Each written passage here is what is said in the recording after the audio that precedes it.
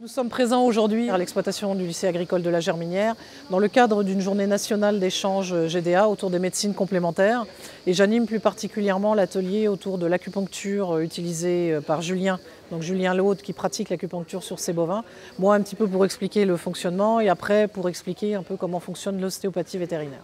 En tant qu'éleveur de bovins, on peut se former en 2 jours à peu près pour s'approprier un petit peu l'acupuncture et le planter des aiguilles qui peut paraître un peu rébarbatif au départ et apprendre une vingtaine de points qui peuvent servir à soigner un grand nombre de pathologies pour être à peu près autonome dans son cheptel.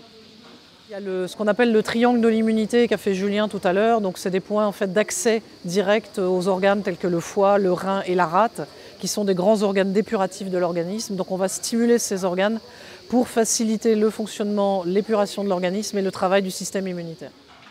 Les éleveurs qui se tournent vers les médecines non conventionnelles, type acupuncture, ostéopathie, phytothérapie, aroma, homéo, sont des éleveurs qui souhaitent utiliser beaucoup moins de traitements médicamenteux, antibiotiques entre autres.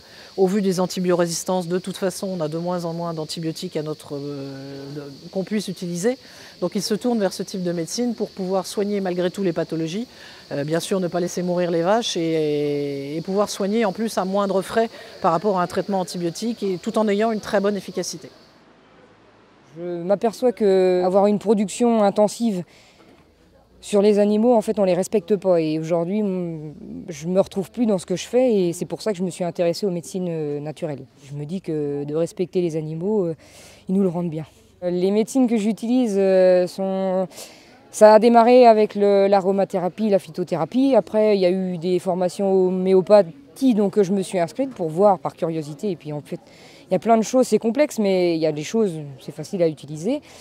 Et puis après, j'ai fait aussi l'acupuncture. Ce que je vais faire sur une vache à mamite, je vais commencer déjà par regarder son taux cellulaire au contrôle laitier. Après, je vais regarder son comportement, parce que son comportement peut m'en dire long. Donc c'est juste de l'observation, ça ne coûte rien. Et puis après, le protocole sera mis en place. Très souvent, c'est des huiles essentielles avec différents points d'entrée. Ce protocole-là est suivi pendant 5 jours. Si on ne voit pas d'amélioration, malgré tout, l'allopathie est là pour nous aider.